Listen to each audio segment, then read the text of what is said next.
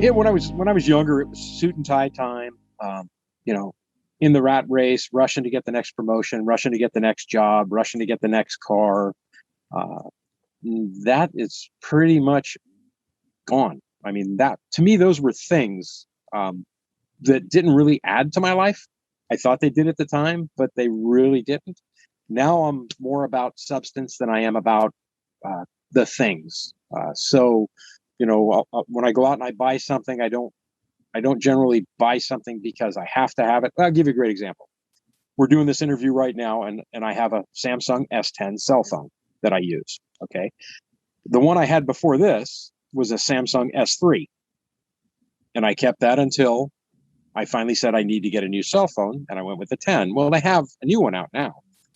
That's why I don't think I could ever be, say, an Apple owner, because they have the new phone every year, and I couldn't change my phone that often. This one will last me 5 years, 10 years, and when it's done, then I'll buy the best one I can at that time. I'm more interested in using something until it can't be used anymore than I am in getting something because it's the new thing to have.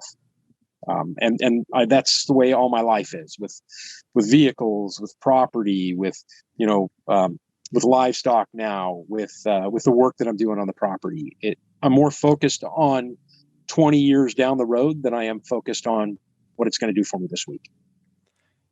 And I think that's huge, because I think another reason that people are always so eager to go out and buy the new thing is kind of just having the desire to impress people and keep up with the Joneses.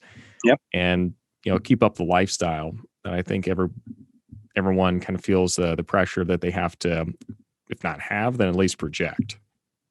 Yeah, and it's fun for me. It was really fun when I realized that it was taking me nowhere.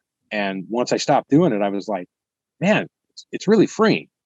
It's like the whole experience I'm having now every day that I come home. Before it was, I'm in a rush because I got to get to work. I want to work more hours. I want to do more. Now I'm in a hurry to get done with work so I can get home and work on the property and work on the stuff that I have every day around me. And it's a great feeling to have that flip in your life, to go from that extreme to the extreme where your property and your home is your focus.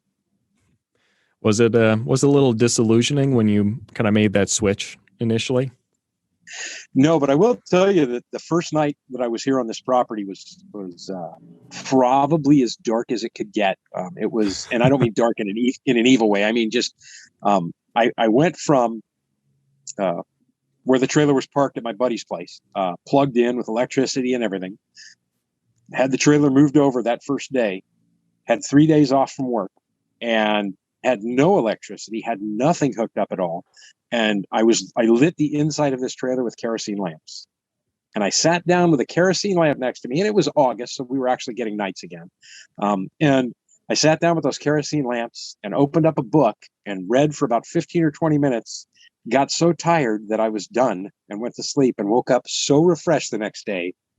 It was like I had stepped out of the real world into the 1800s. It was incredible. It was really a fascinating evening.